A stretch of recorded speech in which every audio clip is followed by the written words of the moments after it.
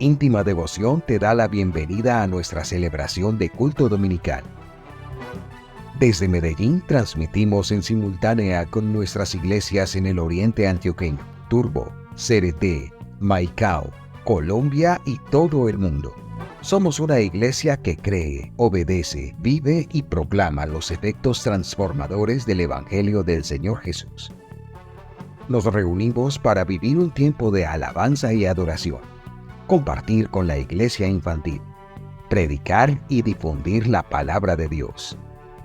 Visita nuestro sitio web, descarga nuestra aplicación y síguenos en las redes sociales. Año 2024. Viviendo para Jesús.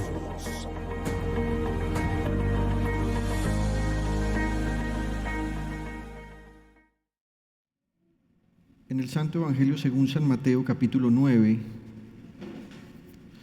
y vamos a leer allí los versículos 32, 33 y 34.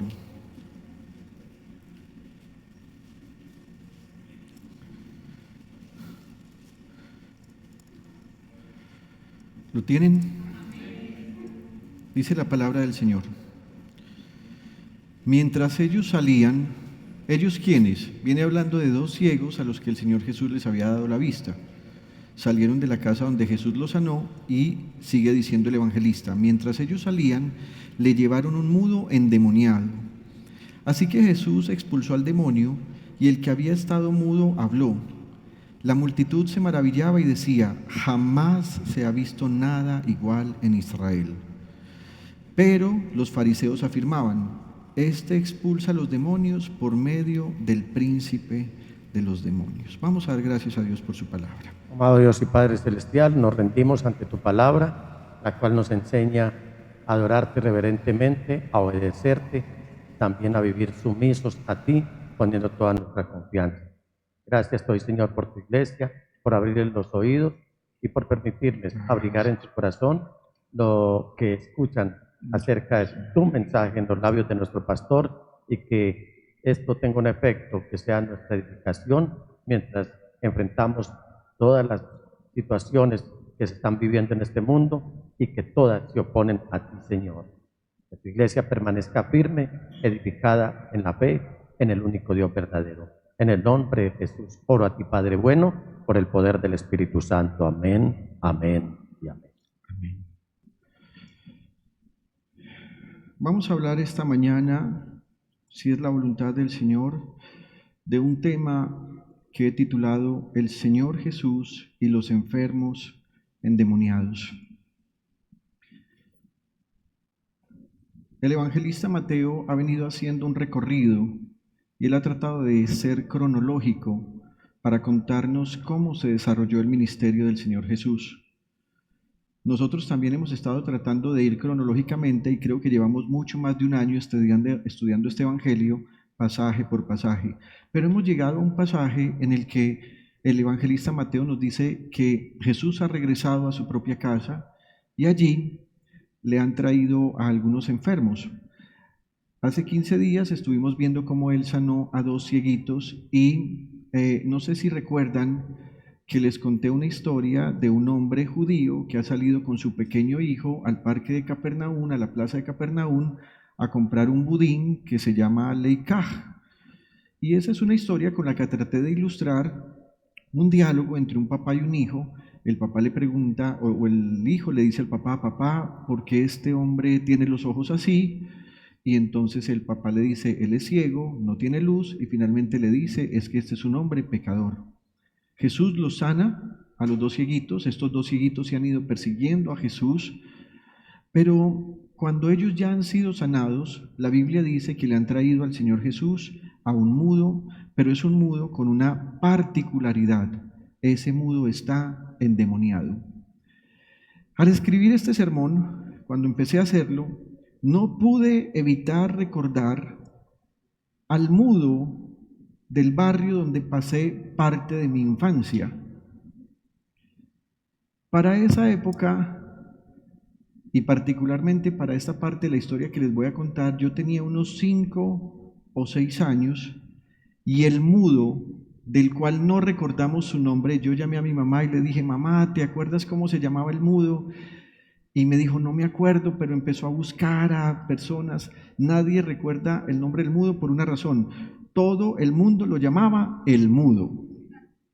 Y el mudo para esa época tenía unos 12 años. Ahora bien, recuerde, él tiene unos 12 años, yo tengo unos 5 o 6, y para mí el mudo era el terror de mi vida. Cuando yo escuchaba que el mudo estaba en la calle con esos sonidos guturales que eran gruñidos bajos con los que él trataba de expresarse, y sentirlo cerca para mí era un verdadero motivo de miedo. Y al escribir este sermón me di cuenta que tal vez hasta el día de hoy siento cierta repulsa hacia ese tipo de mudos.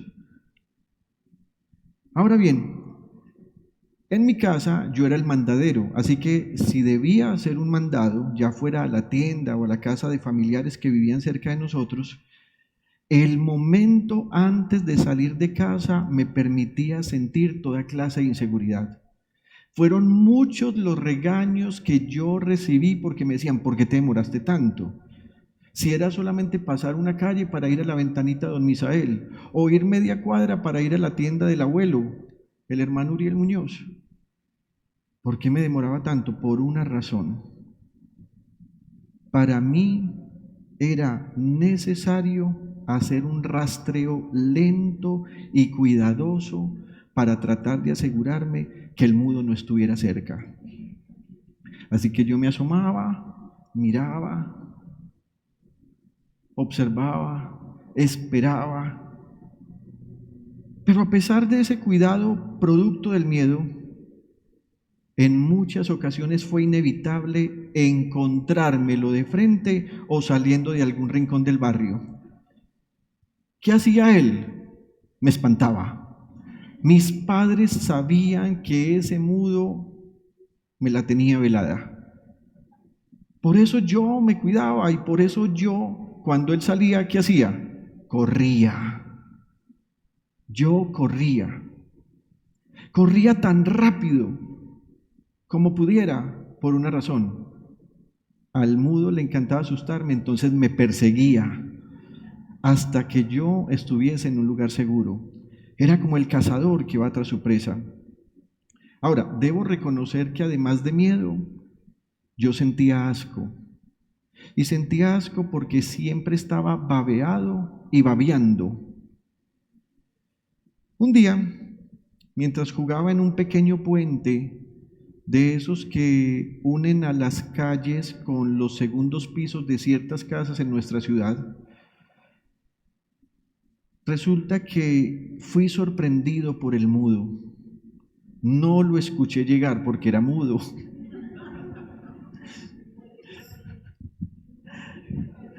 Me estaba acechando y además porque sin cruzar palabra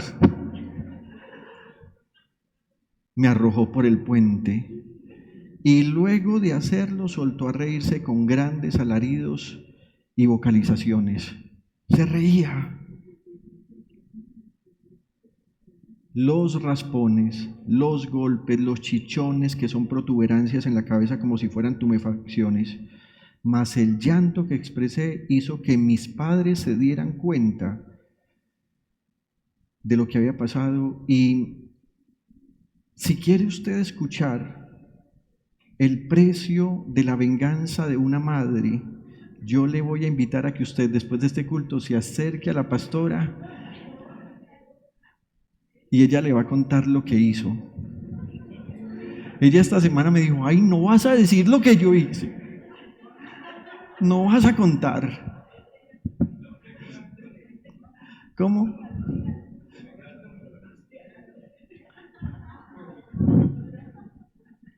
No, es que una mujer nacida de nuevo y que le toquen sus hijos es una cosa grave. Algunas veces la gente dice, no, es que esa señora es muy brava, esa no parece nacida de nuevo. No, es que actúa así es porque es nacida de nuevo. Las mujeres nacidas de nuevo defienden a sus hijos y frentean al que haya que frentear y rechazan al que haya que rechazar. No, yo no voy a contar eso. Venga, cuente usted. Venga, venga, venga, venga. Rápido, rápido. Préstenmele aquí un micrófono a la pastora.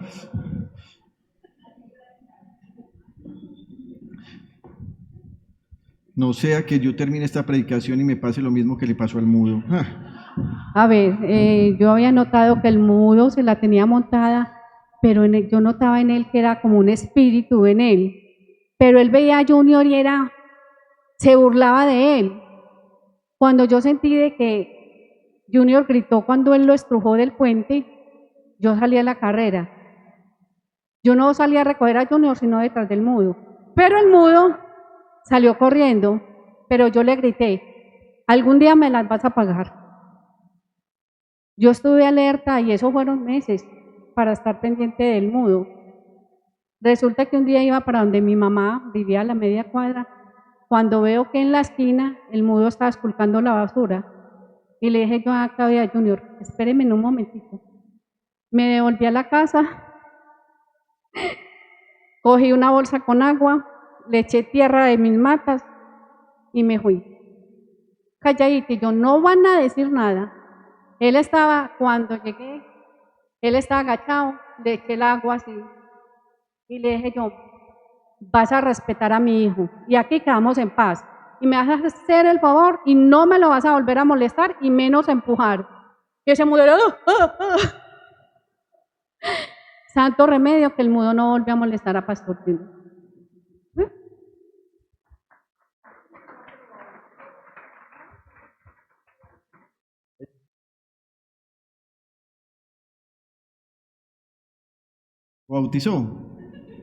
Lo bautizó, lo hizo nacer de nuevo. A las buenas o a las malas, usted nace de nuevo.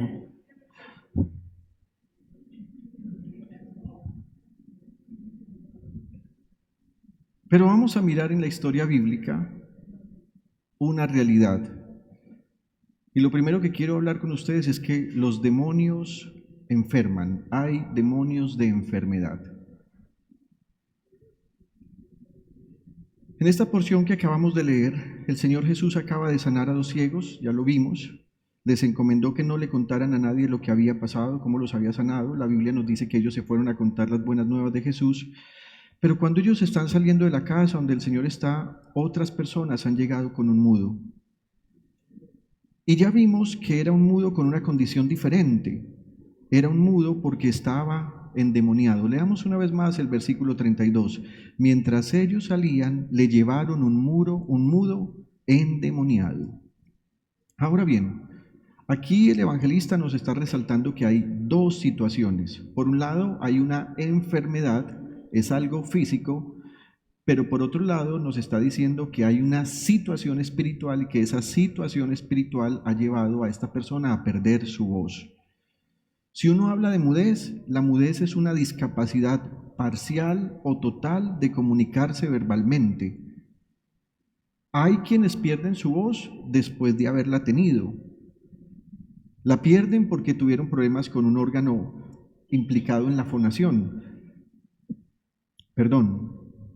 Recuerdo que hace algunos años atrás, el hermano de un pastor que está aquí en la ciudad de Medellín, también pastor en otra ciudad que es Bucaramanga, de un momento a otro perdió la voz.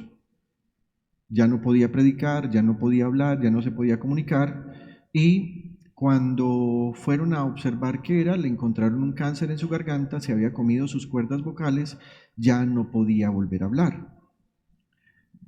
La mudez entonces surge cuando hay problemas en alguno de los órganos de fonación, ya sean las cuerdas vocales, la garganta, la lengua, la laringe e incluso los pulmones.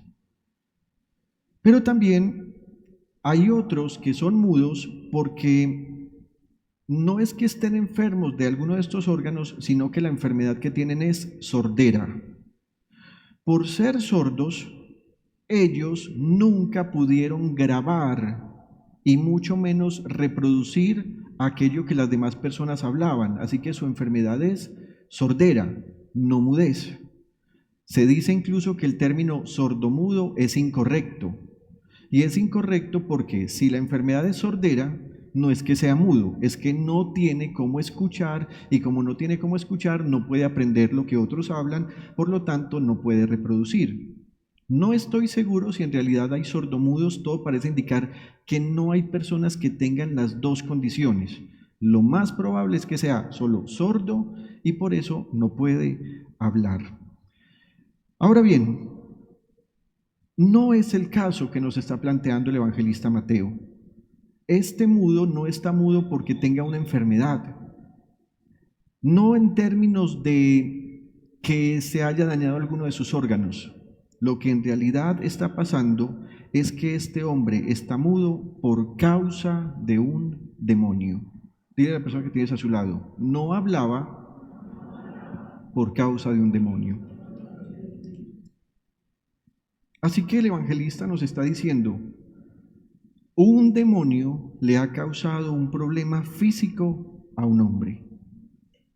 El hombre está endemoniado y tanto él como la gente alrededor lo saben. Ahorita la pastora mencionó cuando estaba contando la historia del mudo, del barrio. Era evidente que él estaba endemoniado. No era solamente que él fuera cansón, no era solamente que él estuviera mudo, es que estaba endemoniado. Y así como cuando escribía este sermón me reía un poco escribiéndolo, también cuando llegué a este punto me sentí un poco triste porque dije, no hice algo para ayudarlo. ¿Y por qué no hice algo para ayudarlo? Porque era un niño y no sabía cómo ayudarlo. Han pasado muchos años para poder entender esto. Hay enfermedades como la mudez que son producto de un demonio. Y aquí podríamos sacar algunas conclusiones. Una de ellas, más adelante sacaremos otras, es que hay enfermedades físicas que son producto de una posesión demoníaca. Hay gente que tiene una enfermedad física que está muriendo por causa de una posesión demoníaca. Hay personas dentro de la iglesia que tienen enfermedades que por más que traten no se recuperan y son el producto de una fuerza de oscuridad que se ha apoderado de ellos. Recuerdo que hace algunos años atrás uno de nuestros músicos se casó y cuando estábamos en el matrimonio nos avisaron que un pastor por el cual nos habían pedido orar había fallecido. Recuerdo que cuando yo fui a orar por ese pastor, yo lo vi en una condición tan dramática, tenía parte de sus intestinos expuestos, estaba en una tremenda delgadez, pero además ya no podía hablar y los médicos no explicaban por qué no podía hablar. En esa época yo traté de decirle al pastor, ¿hay algo que tengas que arreglar con el Señor? Y yo no pude saber si él me decía si sí o no, porque prácticamente ni podía mover su cabeza. Yo recuerdo que lo que yo hice fue empezar a orar y ese pastor que estaba en esa cama lo que hizo fue empezar a molestarse y a revolcarse como si la oración que yo estuviera haciendo le estaba fastidiando. Cuando yo salí le dije a mi padre, él está bajo una opresión demoníaca, alguna puerta abrió y no la quiere cerrar. Hay puertas espirituales que la gente abre o que todos podemos llegar a abrir y que tienen que resolverse con arrepentimiento. La única forma de cerrar puertas espirituales abiertas es por medio del arrepentimiento, reconocer que hemos pecado contra el Señor. Ahora bien, me parece muy importante que esta mañana recordemos algo que dije en el primer semestre y que algunos de ustedes aprendieron. Cómo operan los demonios, cómo hacen los demonios para actuar y para dañar a la gente. Y habíamos mencionado básicamente 3 características. La primera es opresión. ¿Recuerdan esto? Opresión. Decíamos que la opresión es una fuerza que se ejerce desde el exterior del ser humano para dañar, penetrar, debilitar una fortaleza. También decíamos que la opresión es diferente a la depresión. La depresión es algo que está adentro de nosotros. La gente dice, estoy deprimido, estoy deprimida. Hace 2 semanas una hermana de la iglesia me escribió y me dijo, no, es que yo ya me quiero ir a la casa del papito Dios, yo ya estoy muy aburrida, yo estoy aquí solamente por mis hijas, pero yo ya me quiero morir. Yo no le contesté nada ese día, yo no le contesté. Al otro día, después de haber orado, yo le escribí, oye, ¿cómo vas con tu depresión? Y me mandó un audio, un podcast. Yo no le dije que tengo depresión, yo le dije que estoy con la presión alta. Y yo le dije, sí, pero usted me dijo que se quería morir, que se quería ir a la casa de Papito Dios. Y volvió con su depresión. No, qué pesar de mis hijas, yo me quiero morir, este hombre no me ama. Un show impresionante. Yo dije, voy a orar. Y empecé a orar, porque el problema no estaba afuera, el problema estaba adentro. Estaba sensible, yo no sé si le habían dado medicamento, tenía una gripa tremenda, le mandaron un holter, la pusieron a tomar medicamento para la presión, así que uno sabe, ese es un asunto físico, y algunas veces los asuntos físicos entristecen, deprimen. Puede ser que en algunos momentos haya demonios que causan depresión, pero eso lo hablamos en otro momento. Ahora bien, no era depresión lo que estaba tratando de hablar en este momento, era solo un ejemplo. La forma como los demonios atacan es opresión desde afuera. Esa opresión puede ser experimentada por los creyentes y tiene como fin desgastar, cansar, entristecer, abrumar, desilusionar, enfermar, pero también seducir, inducir al pecado, manipular desde la empatía. Mucho cuidado usted con quién se mete y con quién quiere tener una relación sentimental. Hay personas que vienen a tu vida para convertirse en un opresor de tu vida. Te van a entristecer. Es una obra demoníaca. También puede venir por medio de gobernantes que persiguen a la iglesia y que falsean la verdad para corromper a los otros. Otra forma de opresión puede ser experimentada por un hombre cuando una mujer se acerca con un poder de sensualidad para corromper la mente y la devoción de un creyente. Y también ocurre cuando una mujer empieza a tener sueños eróticos con hombres o con otras mujeres. Mucho cuidado. Algunas veces la mayoría de cristianos son perturbados con lo que sueñan. Cuando usted sueñe algo que no es agradable a Dios, usted debe entender, hay una fuerza de oscuridad desde afuera que me está oprimiendo. ¿Por qué? Porque normalmente si usted es un cristiano verdadero, después que usted sueña eso, usted no se levanta regocijado, usted se levanta triste, debilitado, profundamente conmovido, al punto que usted casi que sintió como si ese pecado se hubiera hecho realidad. Esa es una opresión. También hay otra forma como los demonios operan y es por medio de la obsesión. Esto significa que la opresión está fuera de nosotros, pero la obsesión ha penetrado las puertas de nuestra mente de tal forma que sus pensamientos, sus ideas, sus fantasías, sus imaginaciones son intrusivas.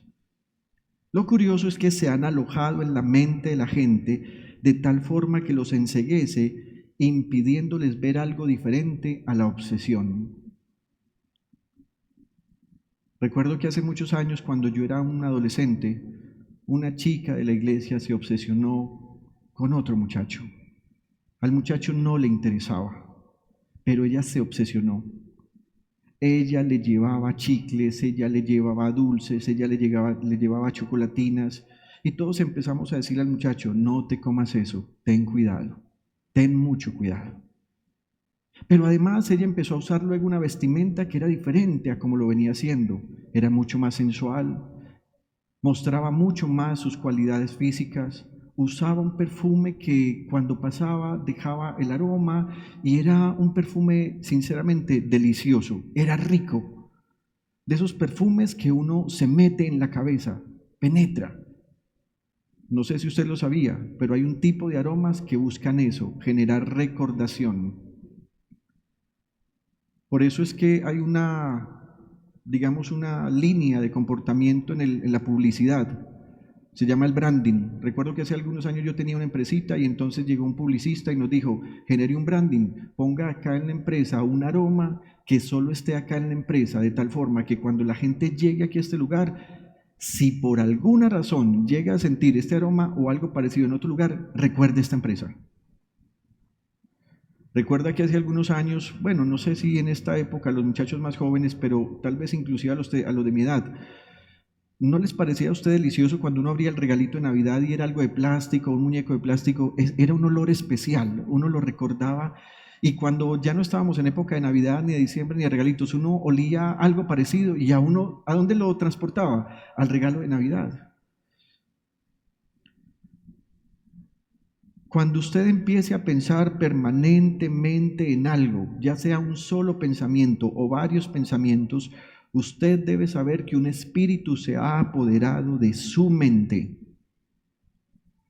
Cuando una persona concentre toda su atención solo en algo o alguien y lo ponga como un objetivo, entonces debe saber, está obsesionado, tiene que tratar con ese demonio de obsesión. Hay hombres y mujeres casadas que han recibido un ataque espiritual por medio de una obsesión y otra mujer u otro hombre se les ha metido en la cabeza, todo el tiempo piensan en ellas y empiezan a tener un adulterio en su imaginación. Así que hablamos de obsesión por el sexo, obsesión por una persona, obsesión por el dinero, obsesión por el trabajo, obsesión por un equipo de fútbol, obsesión por la perfección, obsesión por un hombre, obsesión por el cuidado del cuerpo, obsesión por el aseo, obsesión por el reconocimiento, obsesión por un vicio o adicción, obsesión por una actividad. Y la tercera forma como operan los demonios, habíamos dicho, es por medio de la posesión. Y la posesión también se puede dividir en dos. Voy a hablar rápidamente de esas dos partes. Cuando una persona no ha nacido de nuevo, no está en Cristo, toda persona está dirigida por un espíritu demoníaco. Un espíritu demoníaco que puede ser producto de un trauma de su infancia, una costumbre religiosa de su infancia y que hace que esa persona tenga ciertos comportamientos pecaminosos.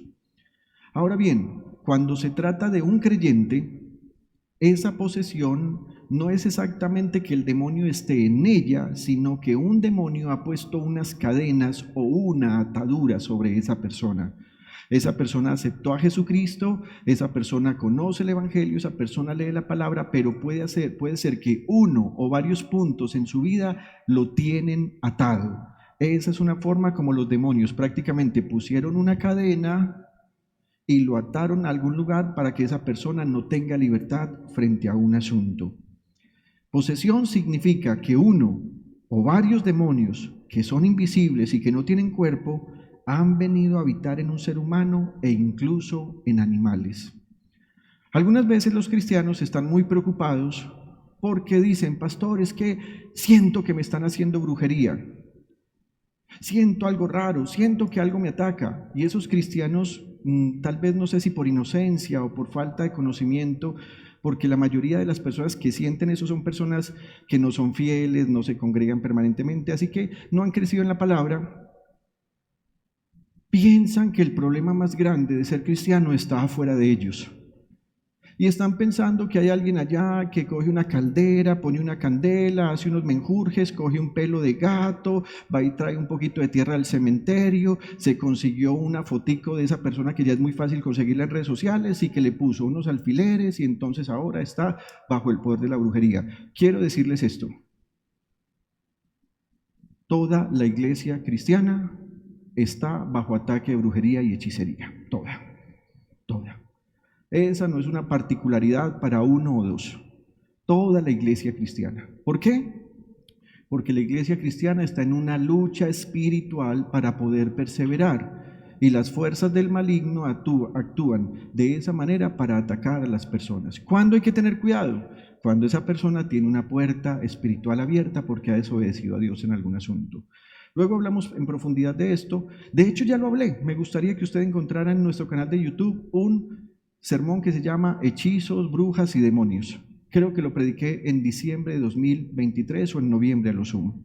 Búsquelo allá, usted va a entender esta parte. Pero entonces el problema no está en temer a lo que nos hacen afuera. Hace algunas semanas atrás, cuando estábamos hablando de este mensaje de los demonios, nos dimos cuenta que teníamos una vecina aquí al frente que hacía brujería contra la iglesia. Echaba menjurjes, echaba líquidos, al frente había puesto calaveras de animales, estaba haciendo todo tipo de brujería y hechicería. Y recuerdo que una vez estábamos nosotros acá orando en medio de una predicación de esas y atamos a esa fuerza de oscuridad, le dijimos, no tienes poder y autoridad. Hermanos, cuando salimos una de las calaveras estaba en el piso, se había caído. Y yo supe, ha sido roto toda fuerza demoníaca. Pero yo seguí orando al Señor. ¿Sabe qué tuvo que hacer la bruja? Se tuvo que ir del barrio, se tuvo que ir. ¿Recuerdan ustedes que hace algunas semanas no había carro que no hubieran tocado? Robaban y a Elmer le rompieron el vidrio y se le llevaron cosas, a otros se les llevaron espejos y yo dije, no, eso es un espíritu territorial. Y aquí en presencia de ustedes tomamos posesión de todo este territorio en el nombre de Jesús, ordenamos a esos demonios que se fueran y hermanos, no volvió a pasar nada. ¿Por qué? Porque tomamos autoridad en el nombre de Jesús sobre este territorio. Así que el problema no es lo que la gente nos haga afuera, el problema está cuando el demonio está atando al creyente o está posesionado del creyente.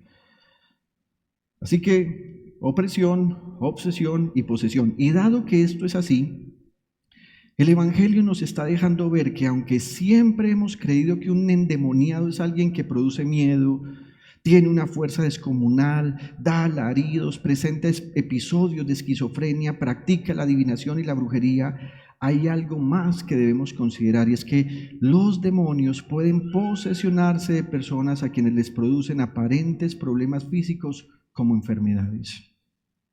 Hace algún tiempo leí a un predicador muy respetado, que tal vez es uno de mis predicadores favoritos, el doctor Derek Prince, y él dijo algo que he traído esta mañana para que lo leamos todos. Él dijo, creo que los demonios pueden ser la causa de casi todo tipo de dolores físicos y enfermedades. Pero se requiere discernimiento para distinguir entre las enfermedades o los dolores que tienen una causa demoníaca y aquellas que son puramente físicas. Para nuestro entendimiento limitado puede resultar difícil entender cómo una entidad espiritual como un demonio puede ocupar un espacio físico, como el cuerpo humano.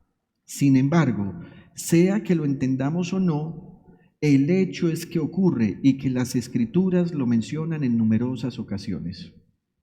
Así que para continuar este sermón debo decirles, tenemos que desarrollar el discernimiento que proviene del Espíritu Santo porque algunas veces hay personas que están enfermas por posesión demoníaca, pero hay otras que están enfermas por situación física. ¿Por qué por situación física? En Eclesiastés es claro cómo se menciona que el cuerpo se va desgastando. Las rodillas tiemblan, se caen los dientes, los ojos ya no pueden ver claramente. Usted puede leer esto en Eclesiastés capítulo 11 y capítulo 12. Sin embargo, hay enfermedades que vienen como un ataque espiritual. ¿Quién los está propiciando? Un demonio. Queridos hermanos, no necesariamente toda enfermedad es producto de una posesión demoníaca, pero es posible que muchas enfermedades sí sean producto de un ataque demoníaco. Mateo nos está diciendo que este mudo tenía un problema físico, pero en realidad era un problema espiritual. Y me gustaría que rápidamente miráramos en otros pasajes de la Biblia cómo había personas que estaban enfermas, pero el asunto es que un demonio estaba apoderado de ellas. Vamos a mirar, por ejemplo, este pasaje en Mateo 12:22, donde se nos va a hablar de ceguera y mudez. Dice la palabra del Señor, un día le llevaron un endemoniado que estaba ciego y mudo, y Jesús lo sanó, de modo que pudo ver y hablar. Mire lo que está diciendo el texto, un endemoniado. Así que la sanidad no fue un asunto solo físico. ¿Qué fue lo que hizo el Señor Jesús? Le dio sanidad por medio de la liberación. También la Biblia nos va a mencionar a otro que Jesús sanó y es llamado a esa sordera y mudez, pero además tenía una apariencia de epilepsia. En San Marcos capítulo 9, versículos 15-18, quiero que leamos estos versículos para contextualizarnos y luego pasamos al versículo 25, la Biblia dice, Tan pronto como la gente vio a Jesús, todos se sorprendieron y corrieron a saludarlo. ¿Qué están discutiendo con ellos?, les preguntó el Señor. Maestro, respondió un hombre entre la multitud, te he traído a mi hijo, miren esto, pues está poseído por un espíritu que le ha quitado el habla. Cada vez que se apodera de él, lo derriba. Y mire estas características, echa espumarajos, cruje los dientes y se queda rígido. ¿Alguien ha visto a alguien con un ataque de epilepsia? Muy parecido a esto.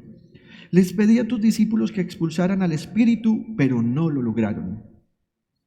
Saltemos al versículo 25 para que vamos más rápido. Dice, y cuando Jesús vio que la multitud se agolpaba, reprendió al espíritu inmundo diciéndole, espíritu mudo y sordo, yo te mando, sal de él y no entres más en él. Y paremos un momento acá. Recuerdan que cuando el papá le está contando los síntomas a Jesús, es decir, el papá el endemoniado, le dice que le quitó el habla. El papá no sabía que ese demonio también le había quitado la audición. Jesús sí lo sabe, y por eso Jesús dice, espíritu mudo y sordo, yo te mando, sal de él y no entres más en él. Entonces el espíritu, clamando y sacudiéndolo con violencia, salió y él quedó como muerto, de modo que muchos decían, se murió.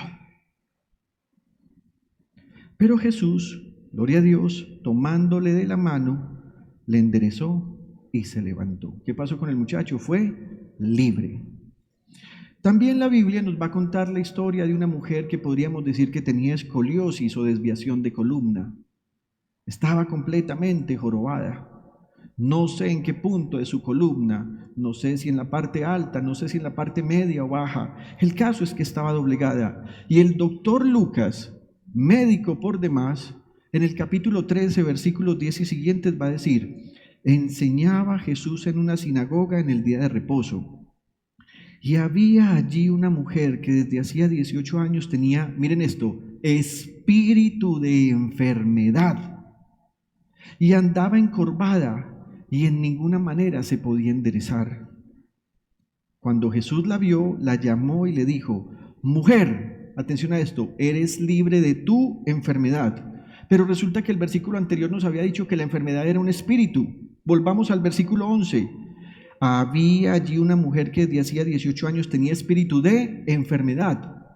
Y cuando Jesús dice, mujer, eres libre de tu enfermedad, lo que está diciendo es, eres libre del espíritu de enfermedad. Luego puso las manos sobre ella, miren esto, y ella se enderezó luego y glorificaba a Dios. ¿Qué hizo Jesús? Miren lo que hizo Jesús. Primero le ordenó al espíritu de enfermedad que se fuera y la tuvo que dejar, pero la mujer seguía encorvada. Segundo paso de Jesús, la toca y la endereza. Así que su enfermedad era producto de un demonio. También, si usted abre su Biblia conmigo, por favor, un momento, en el Santo Evangelio según San Mateo,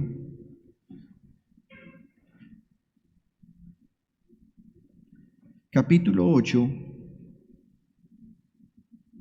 Este es un asunto que ya habíamos visto, pero que vale la pena recordar. San Mateo capítulo 8, versículos 14 al 16.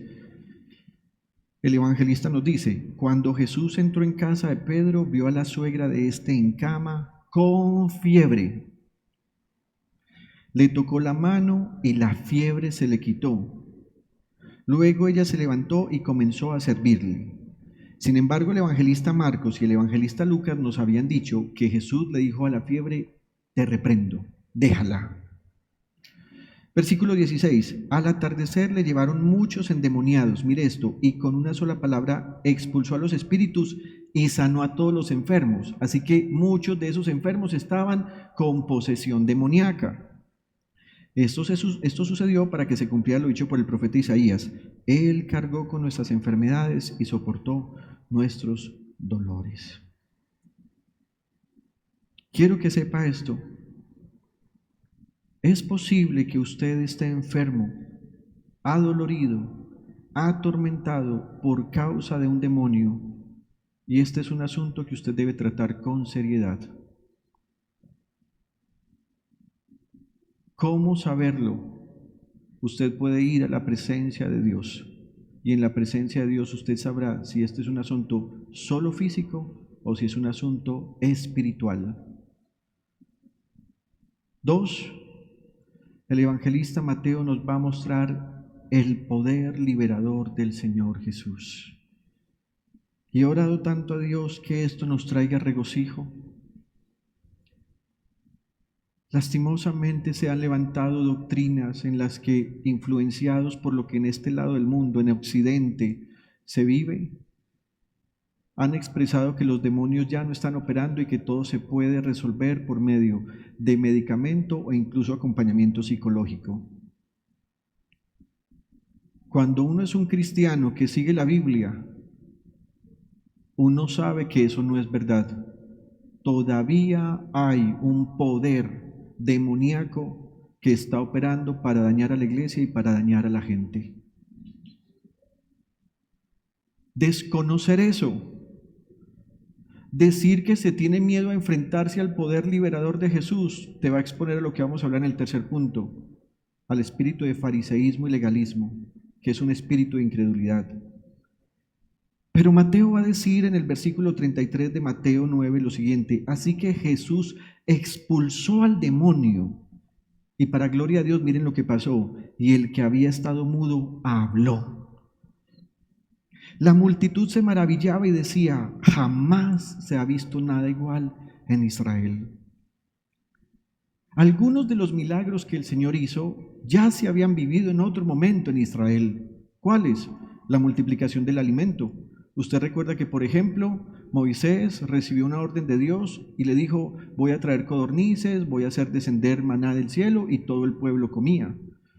Usted recuerda que algunas veces ocurrió lo que ocurrió con el profeta Elías. Elías se está escapando, va a donde una viuda de Sarepta, le dice: tráigame alimento, y la Biblia dice que la mujer le contestó al profeta: mira, profeta, tengo solo un poco de harina, un poco de aceite y voy a hacer un último pan porque voy a darle esto a mi hijo, yo voy a comer con él y después nos vamos a echar a morir. Y Elías le dijo: no piense así, vaya, tráigame primero a mí, que no va a escasear ni la harina de la tinaja, ni tampoco va a escasear el aceite. ¿Y qué pasó?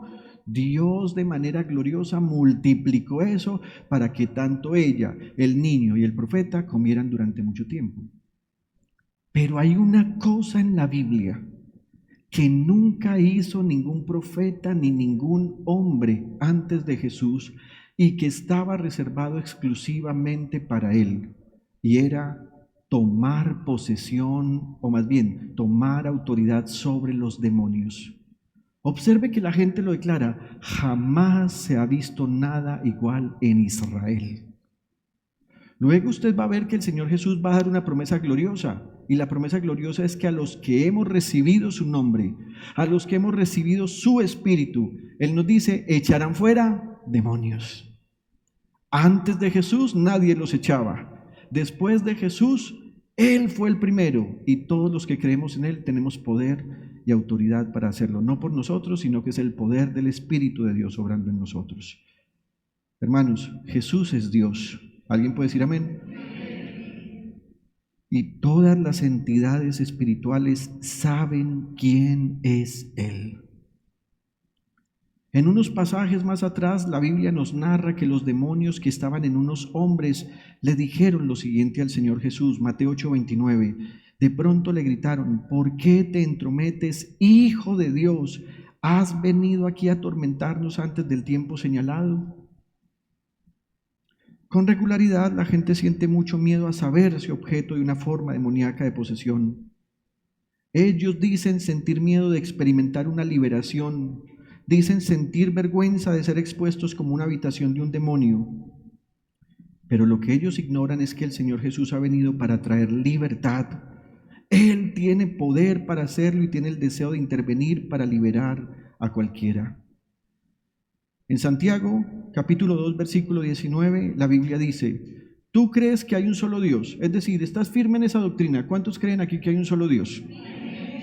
Hay un solo Dios verdadero. Y Santiago dice: magnífico, también los demonios lo creen y tiemblan.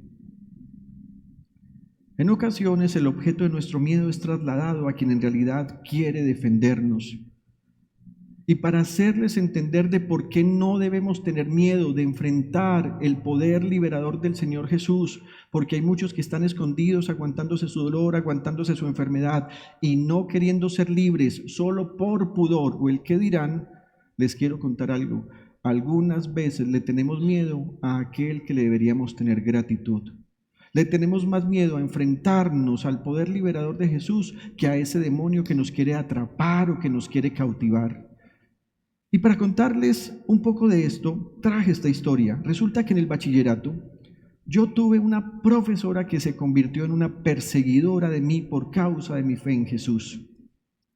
Ella cuestionaba mi comportamiento, mis actitudes y tenía la rara costumbre de encontrar errores en mi trabajo con el único fin de no concederme una nota justa. Se había convertido en alguien que me estaba oprimiendo. Sin embargo, un día todo empeoró porque había una actividad escolar. El colegio preparó las fiestas del colegio donde habría una celebración litúrgica en una iglesia católica. Yo fui y hablé con mi directora de grupo, que entre otras cosas era cristiana, y habíamos acordado que yo me podría ausentar de tal celebración llamada misa. Yo le propuse a la coordinadora de mi grupo, hagamos algo, si quieres yo llego un poco más tarde y me uno luego a las actividades. Y la profesora sabiamente me dijo, no, más bien llega temprano y lo que haces es que no vas con los muchachos a la misa, sino que te quedas en el salón. Ese fue nuestro acuerdo. Ahora bien, el día del evento, la directora de grupo no pudo asistir al colegio, por lo cual nombraron de manera itinerante a otra profesora que no tenía grupo a cargo para que se encargara de todo mi salón. Así que ella asumió interinamente la función de la profesora con la que yo había quedado que no iba a asistir. ¿Saben a quién designaron para que fuera provisionalmente mi directora de grupo? A la profesora que me cuestionaba y me perseguía por causa de mi fe. Claramente, usted ya sabe la respuesta. Cuando el salón se disponía a dirigirse al auditorio de la mencionada religión para la misa, yo me aparté y la profesora encargada claramente se dio cuenta, por lo cual vino a preguntarme con mucha fuerza, ¿por qué lo hiciste? ¿Por qué te saliste de la fila? Y yo le respondí con mucha altura diciéndole que por causa de mi fe en Jesús había solicitado el no tener que asistir a dicha actividad. Ante mi respuesta, esta mujer se enfureció y claramente, contrariada, empezó a gritar como loca mientras me increpaba al punto que me sujetó físicamente para obligarme a entrar. Yo me solté, me aparté y con mucha firmeza le dije que no entraría, a lo cual la profesora respondió que quedaba suspendido de manera permanente del colegio. Me echó del colegio. Queridos hermanos, en ese momento yo sentí mucho miedo. Me sentí avergonzado porque eso fue en presencia de mis compañeros. Pero yo no tenía miedo de la profesora. Yo tenía miedo de enfrentar esto en mi casa. Si mi mamá cogió a un mudo a bolsa de agua con tierra, ¿se pueden imaginar cómo iba a terminar esto? Con la profesora claramente enojada. ¿Cómo le explicaba esto a mi papá? Aún así tuve que explicar lo acontecido en casa. Y mi papá decidió que al otro día iría personalmente a hablar con la profesora. Hermanos, mi miedo empeoró. Me puse ansioso y nervioso. Al otro día yo me levanté mucho más temprano, temblaba y me fui con mi papá. Allí presencié el diálogo entre mi defensor y mi perseguidor. Y pude darme cuenta cómo mi padre enfrentó a esta grosera perseguidora, quien sin pedir disculpas simplemente adujo: es que eso no puede ser cierto, porque es que un profesor no puede echar a nadie del colegio, eso es asunto de rectoría. Pero ella lo había hecho, ella había dicho que me echaba. Finalmente pues pude retornar al colegio desde ese día y extraña y claramente la profesora empezó a tener un trato muy diferente conmigo, al punto que llegó a ser muy amable y respetuosa. Me di cuenta que no por mí, sino porque ella le cogió miedo a mi papá.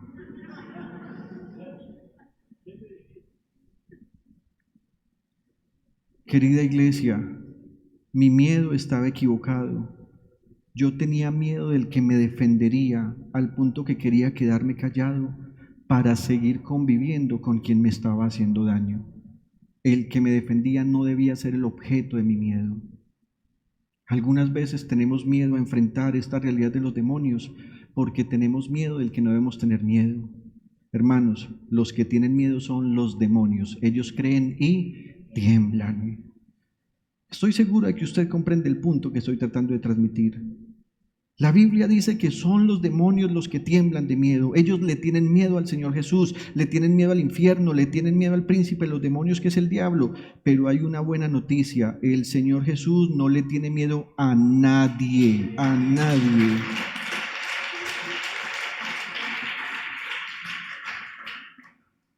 Usted dirá, pastor, eso no es posible. Yo vengo a la iglesia, yo diezmo, yo oro, yo ofrendo. ¿Cómo podría estar bajo el poder de un demonio? Querida iglesia, la Biblia nos dice que hay personas en medio de la congregación que están endemoniadas. En Lucas capítulo 4, versículos 33 al 36, la Biblia nos dice lo siguiente: había en la sinagoga un hombre que estaba poseído por un espíritu maligno.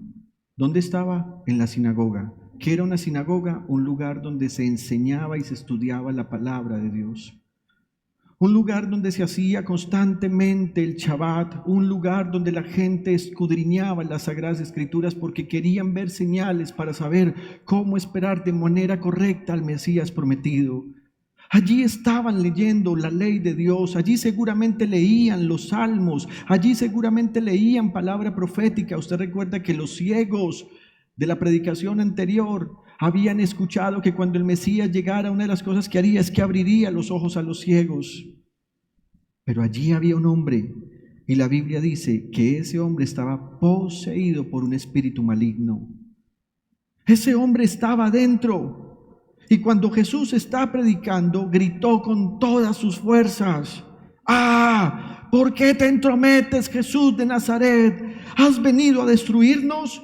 Yo sé quién eres tú, el Santo de Dios. Pero el siguiente versículo nos va a decir que aunque parecía que quien hablaba era el hombre, en realidad el que estaba hablando era el demonio, que parece ser que tenía compañeros dentro de él porque habló en plural.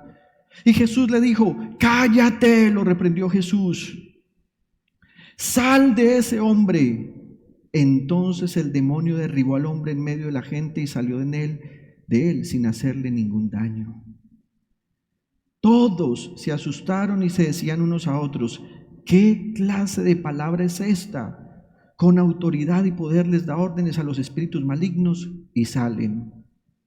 Querida iglesia, Jesús tiene poder para liberarte. Él tiene el poder. Alguien dirá: no, yo prefiero seguir con este dolorcito, un poquito de pastillitas y todo eso.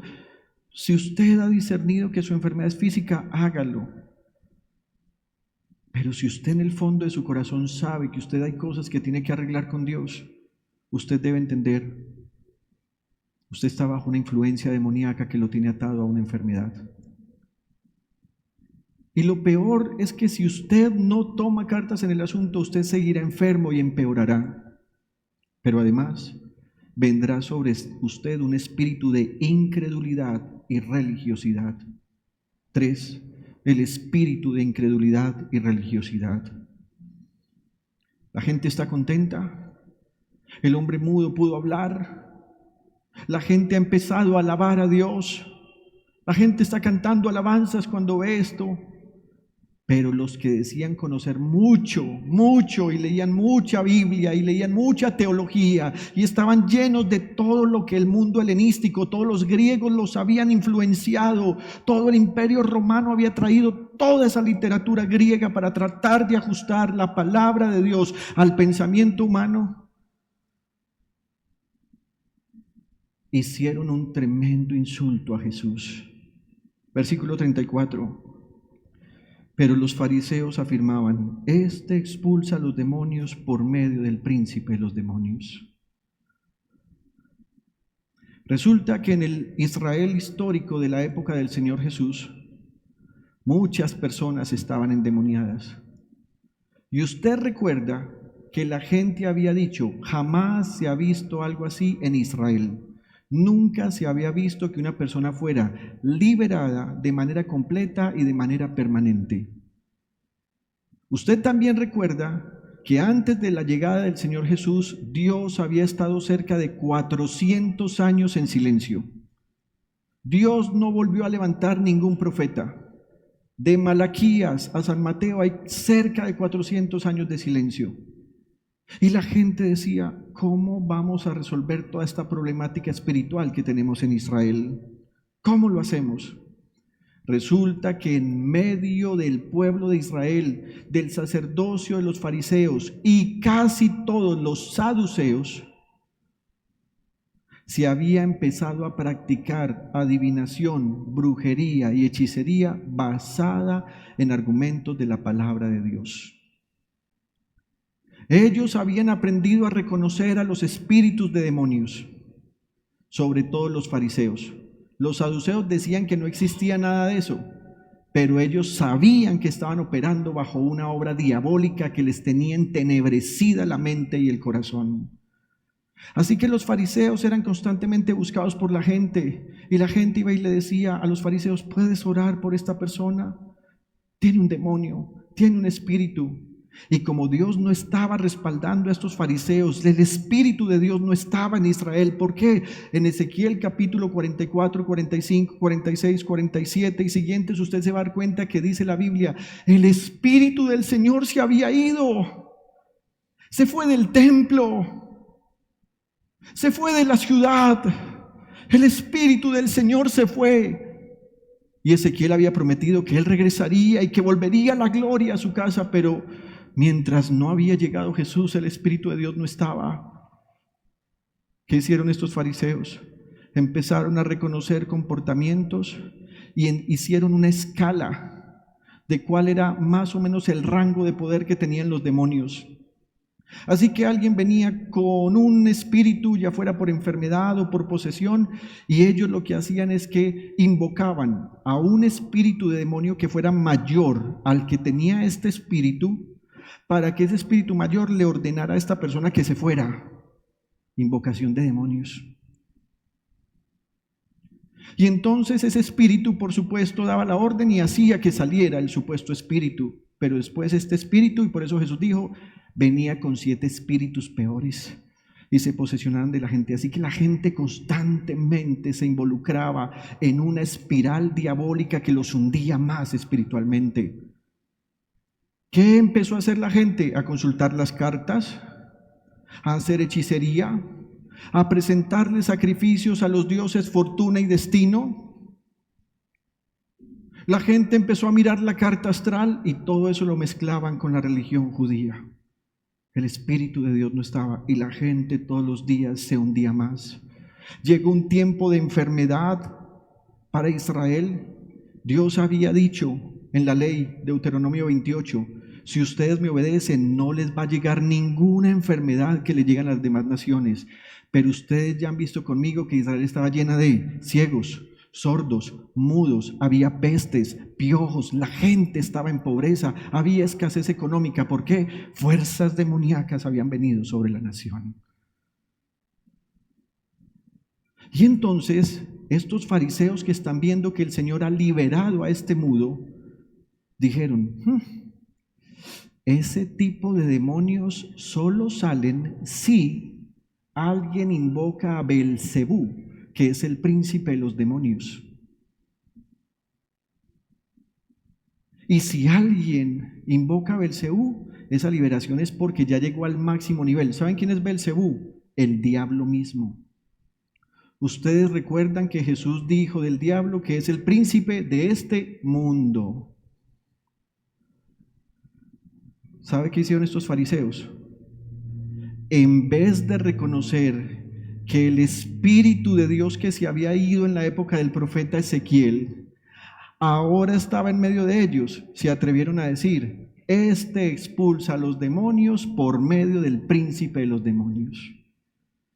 ¡Qué blasfemia! están tratando a Jesús de adivino, hechicero, brujo y nigromante y no se han dado cuenta que Jesús es el Dios que se ha encarnado, el Dios que vino a salvar a su pueblo. Usted debería decir gloria a Dios. No por lo que ellos hacían, sino por quién es Él. Él es el Dios verdadero. Y me gustaría que reflexionáramos por unos minutos en esto. En contraste con la actitud seguramente del mudo que habló y la actitud maravillada de la multitud que alabó, los enemigos y opositores del Señor Jesús, los fariseos, lejos de celebrar el milagro, aprovecharon la oportunidad para atacar al Señor. Tenga cuidado cómo se refiere usted a alguien que tenga el Espíritu Santo de Dios. El pastor les acaba de contar un poco cómo nos fue en Turbo.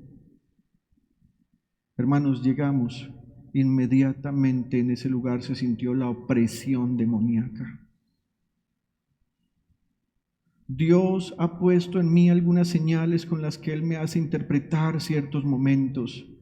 Cuando yo estoy rodeado de una persona que practica brujería o hechicería, algunas veces tengo dos síntomas: dolor de cabeza o me da unas terribles náuseas aunque tenga el estómago vacío. No es gastritis. Y sé que esa es una forma como el Espíritu del Señor me hace entender. Hay una fuerza de oscuridad. El primer día cuando llegamos a íntima devoción en Turbo, hermanos, la gloria de Dios está en íntima devoción. Y yo estoy diciendo esto con humildad. Yo no me voy a mofar de esto porque para que la gloria de Dios esté en una iglesia uno tiene que ser santo. La gloria de Dios está en íntima devoción. Hermanos, íntima devoción Turbo estaba en un tremendo avivamiento y esa noche el Señor trajo libertad el primer día. La palabra la gente la recibió con hambre de su palabra. Nadie se dormía, todos querían participar. Pero al otro día, cuando teníamos que ir a otra comunidad donde habían reunido líderes, pastores, miembros de las congregaciones, hermanos, nosotros llegábamos, el diablo estaba ahí.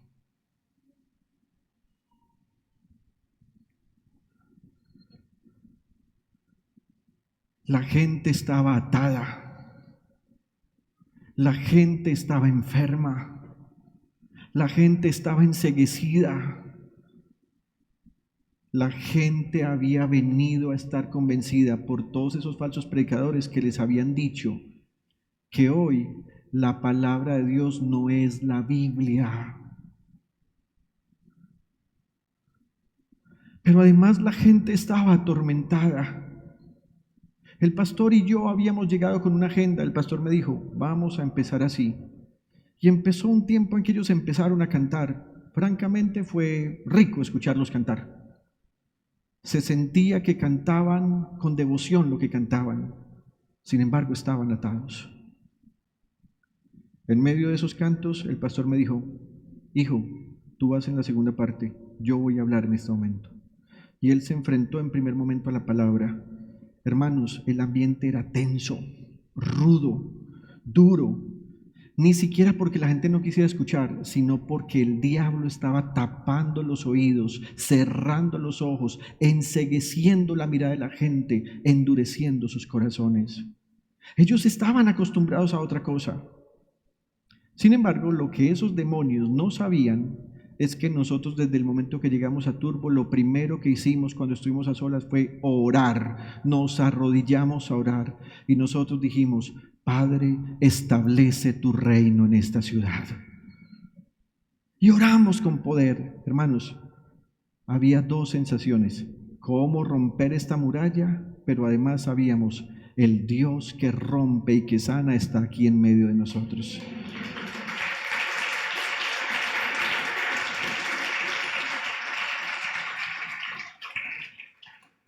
En la primera predicación, la gente quedó como si les hubieran quitado un peso de encima. Literalmente parecían desparramados en sus sillas, no tenían fuerzas para levantarse. Dios había traído una liberación por medio del poder de su palabra. Nosotros no hicimos ningún acto, no les dijimos vengan acá, no les dijimos vamos a imponer las manos, no les dijimos vamos a orar. Establecimos el reino de Dios por medio de la palabra. Ese mismo día en la noche había otro ambiente. Ahora la gente estaba un poco atemorizada de qué les íbamos a decir. ¿Será que nos van a llamar la atención? ¿Será que nos van a jalar las orejas? Y el pastor llegó con otra predicación y trajo tremenda consolación sobre la iglesia, y la gente empezó a llorar y se dieron cuenta, es la Biblia donde está la palabra de Dios. Al siguiente día, el pastor trajo la tercera predicación. Porque resulta que los hermanos allí estaban atados por un espíritu de adivinación. El pastor entonces estuvo hablando parte de un sermón que nos había compartido a nosotros acerca de cómo había en Filipos una mujer que estaba endemoniada y que tenía espíritu de adivinación. Esa mañana logramos establecer un contacto con ellos de una manera más directa y les dijimos, hermanos, sean libres del espíritu de adivinación. Una cosa es la profecía y la palabra profética más segura es la palabra de Dios. Y otra cosa es la adivinación. Pero además hicimos un ejercicio tan sencillo. Les dijimos, escojan un texto bíblico. Y ustedes van a aprender a orar la palabra. El primer día cuando llegábamos las oraciones sonaban más o menos así. Amantísimo Padre Celestial, tú eres glorioso, oh rubio de Galilea, tú eres la rosa de Sarón, eres el lirio de los valles, qué rico es tu perfume, te sentimos acá Señor, gloria y alabanza a tu nombre. Pero era una repetición aprendida. Y yo pensaba, qué curioso, en Íntima Devoción Medellín ya saben cómo es el cabello del Señor Jesús hoy, porque hemos estado estudiando Apocalipsis. Ya saben cómo son sus pies, que son como bronce bruñido. Ya lo sabemos. Pero entonces los hermanos decían, paséate por acá, Nazareno, ven con tus chanclas polvorientas, acá te las vamos a limpiar y vamos a lavarte los pies con lágrimas, Señor. Había una buena intención, pero no había un conocimiento correcto. Así que ellos tomaron un versículo y les dijimos, ¿pueden orar conforme a lo que han entendido en ese solo versículo? Y al principio la gente entonces leía un versículo, el Señor es mi pastor, nada me faltará, en lugares delicados pastor me hará descansar. Oh amantísimo Padre, mono de Galilea, ven por acá Espíritu Santo, yo estoy acá Señor, muy atribulado o atribulada. Mira Señor lo que está pasando, la necesidad, bendice a estos pastores que han venido de Medellín con tanta gloria y con tanto poder. Y los paramos y les dijimos, para. ¿Qué dice la palabra? Volvían y leían el texto, el Señor es mi pastor, nada me faltará. Y les dijimos, ora lo que dice en tu palabra, en la palabra del Señor. Hicimos un ejercicio, lo reunimos en grupos de 5 o 6 personas. Pero de un momento a otro el Espíritu descendió. Y ellos empezaron a orar. Padre, perdónanos, tú eres nuestro pastor y no lo sabíamos. Ahora comprendo que puedo descansar en ti. Buen pastor, quiero ser tu oveja. Y todos empezaron a orar lo que leían. No todos leyeron el mismo texto, cada uno escogió un texto en particular. El pastor de esa congregación cogió su propio texto y empezó a orar. Yo no sabía que podía orar así delante de ti, Señor. Ahora sé que soy justo no por lo que hago, sino por lo que Cristo ha hecho por mí en el Calvario. Descendió el poder liberador del Señor. Ahora bien, ¿qué hubiese pasado si nos venimos y ellos no entienden esto? Se hubiera apoderado de ellos con más fuerza el espíritu de incredulidad y religiosidad. Queridos hermanos, estos fariseos habían decidido hacer una oposición por medio del descrédito, ligando al Señor Jesús con Satanás mismo, intentando acusarlo de hechicería y ocultismo. El espíritu de religiosidad que estaba en los fariseos también está en muchos hoy en la iglesia. Ellos prefieren ser una cueva de demonios que ser liberados por el Dios hecho hombre. Y esto nos deja una lección. a pesar de que Jesús es el Rey y es Dios hecho hombre. Él no produce fe en la mente de las personas prejuiciosas que tuercen sus acciones para acreditárselas a aquel que vino a robar, matar y destruir a los seres humanos. Esta es una advertencia que traigo hoy para cualquier persona religiosa que por prejuicio o fanatismo o ignorancia o falta de fe confunde la obra de Dios con la obra de Satanás. Confundir la obra de Dios con Satanás es el pecado imperdonable del que seguramente hablaremos más adelante.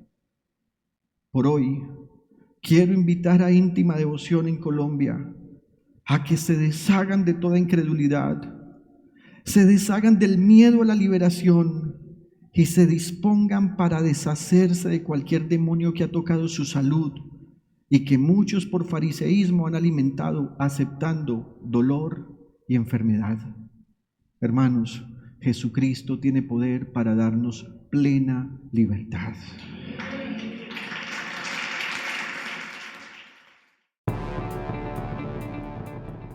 Íntima Devoción te agradece por participar en nuestra celebración de culto dominical. Desde Medellín transmitimos en simultánea con nuestras iglesias en el oriente antioqueño, Turbo, Cereté, Maicao, Colombia y todo el mundo. Somos una iglesia que cree, obedece, vive y proclama los efectos transformadores del Evangelio del Señor Jesús. Nos reunimos para vivir un tiempo de alabanza y adoración, compartir con la iglesia infantil, predicar y difundir la palabra de Dios. Visita nuestro sitio web, descarga nuestra aplicación y síguenos en las redes sociales. Año 2024. Viviendo para Jesús.